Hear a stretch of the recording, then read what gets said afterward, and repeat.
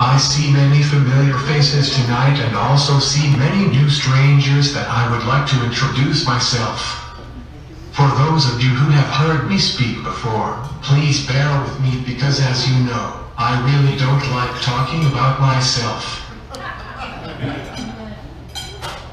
All kidding aside, it is my pleasure to speak to you this evening and let's get this started, so we can move on to better things and supporting tasks and their goals and providing services to families with special needs kids and their young adults.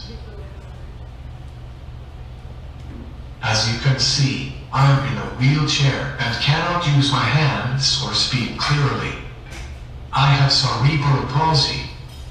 In my case, cerebral palsy happened during birth. Cerebral palsy happens when there is not enough oxygen to the brain during a period of time, such as victims of drowning, or being wrapped around my neck. Maybe the doctor did not slap me enough, or maybe my parents had a few too many. If there is silence in the room, this joke was not that funny. Hopefully, somebody's laughing by now. Let me tell you a little about myself before I talk about how assistive technology has improved my life.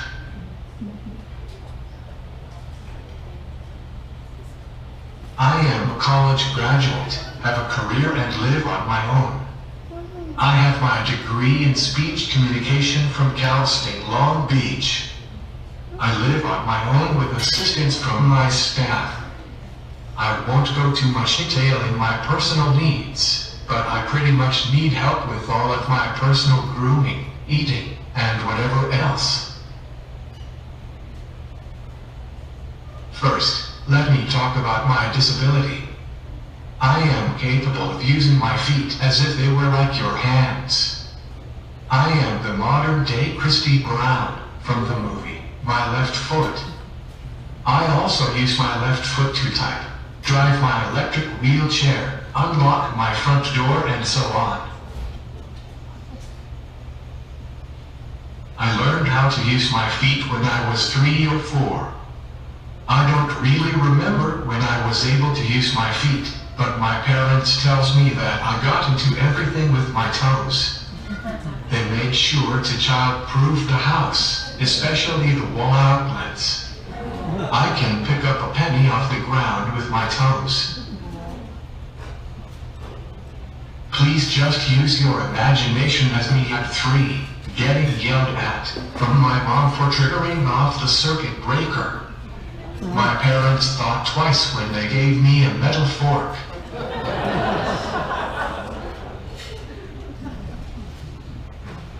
Growing up with cerebral palsy did not really affect my childhood.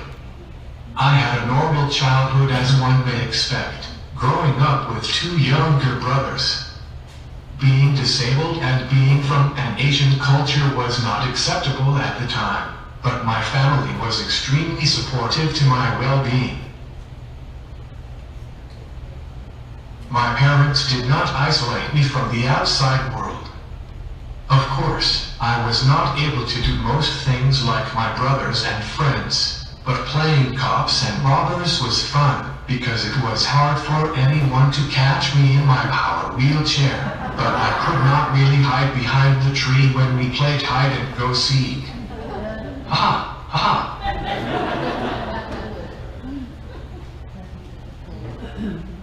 I was enrolled in special education for pretty much all through high school. From preschool through elementary, I attended Carl Harvey in Santa Ana. Carl Harvey was a school for the disabled. I believe the school is still there, but now it is an integrated school for elementary students. When I attended the school, it was strictly for students with disabilities. They had teachers that would teach you regular education, but the school also had physical therapy and speech therapy. While I attended Carl Harvey, I learned my basic fundamentals, such as refining my skills with my feet, learning how to type before I could spell, and a lot of speech therapy. If you look up at the screen and not at my toes, you will see all of the devices that I've had so far to communicate. It's quite of a collection. I will try to go through each device and show you my chronicle of my life through assistive technology and how task helped me with my current setup that I'm using now.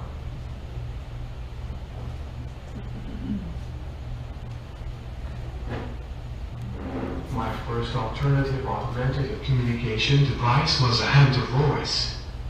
The best way to describe the handy voice is like those speak and spell toys, but like 5 times bigger. I was using the handy voice before I turned 10. I needed to spell every word phonetically to use the handy voice. It drove my parents and teachers bonkers, because I went to class to learn how to spell correctly, and then I went to my speech therapists, and they would teach me how to use the handy voice by sounding out the words. Even to this day, my spelling is not the greatest. Good thing for autocorrect. I went to a regular junior high, the neighboring school.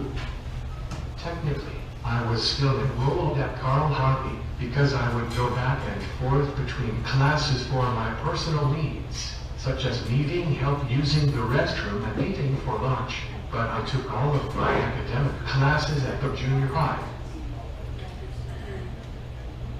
When I was in junior high school, I needed something to use to do my classwork. By now, most of my friends were starting to understand me, and the handy voice was becoming too bulky to use. I learned how to type on a manual typewriter as soon as I learned how to spell my name in preschool. So why not have a portable typewriter that looked something like this?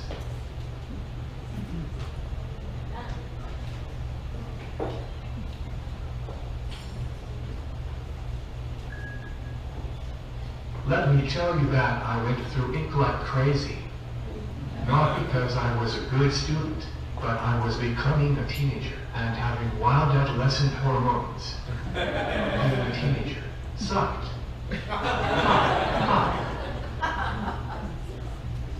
By the time I entered high school, I wanted to talk to my friends, and while my close friends can understand me most of the time, I still needed to find a way to communicate.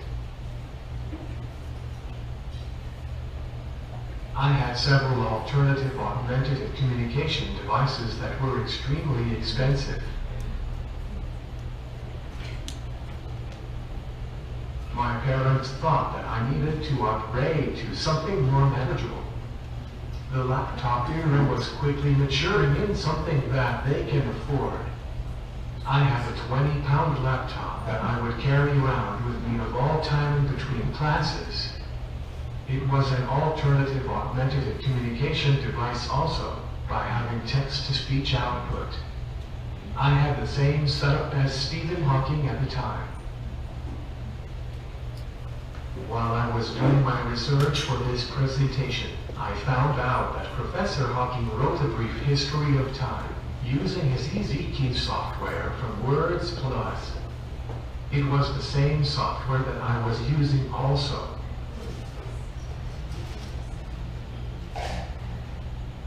Despite my various communication devices, I was always able to adapt to mainstream technology.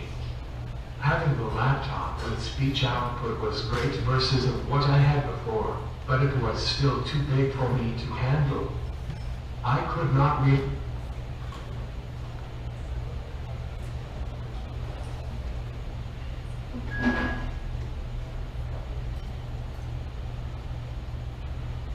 Despite my various communication devices, I was always able to adapt to mainstream technology.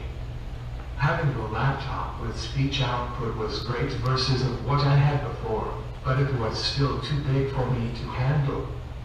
I could not really talk to my friends in the hallway or in class because of the size of the equipment, and there was no whisper mode on the laptop. It was extremely hard to talk to girls.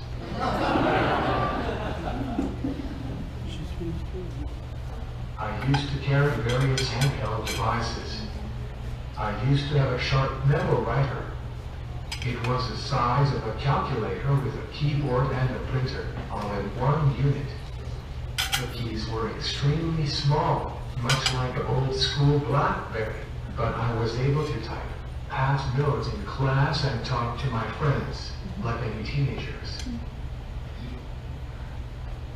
If you look at the slideshow, I've grouped them all together because while I was working on this presentation, all of the devices that I used became a big blur, and I'm going into my mid-40s, and there isn't that much room in my head, unless I write it down. To be honest, I have forgotten which devices that I've used in my lifetime. I probably typed the equivalent of at least 10 Webster dictionaries so far. That is a lot of typing from my big toe. Anyone wants to give it a try? Straight out of college, I got a part-time job at an educational publisher in Garden Grove. I have been working for teacher-created resources for 15 years now, and I enjoy it. Throughout my career at teacher-created resources, I've gone through even more devices. Pollyanna from Psycho USA and an Express from Diane Watts are the two that stands out. These devices gave me my voice back again with text-to-speech, instead of having someone to read my screen.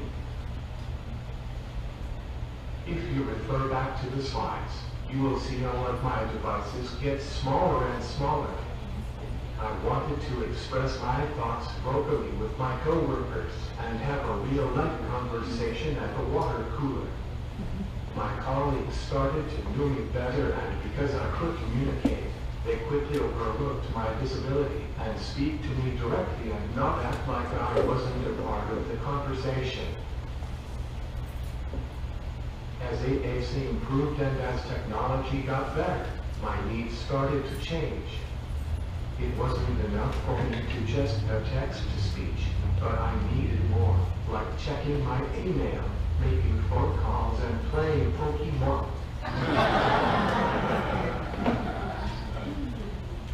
I contacted Laura at Task to see if I could get an evaluation done for my next AAC device.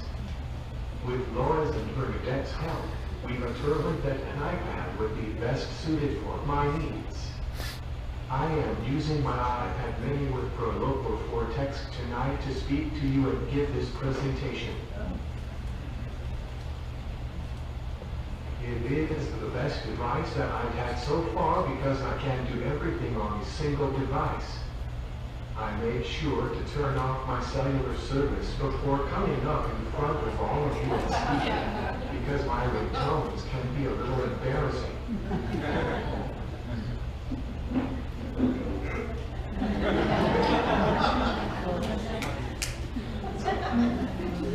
As I was preparing for this talk, I was looking back at how many devices that I've had for almost 40 years. I say 40 years because I highly doubt that I was typing when I was 3 years old. If math wasn't your best subject in school, I just told everyone in this room my age, and it's become a larger number.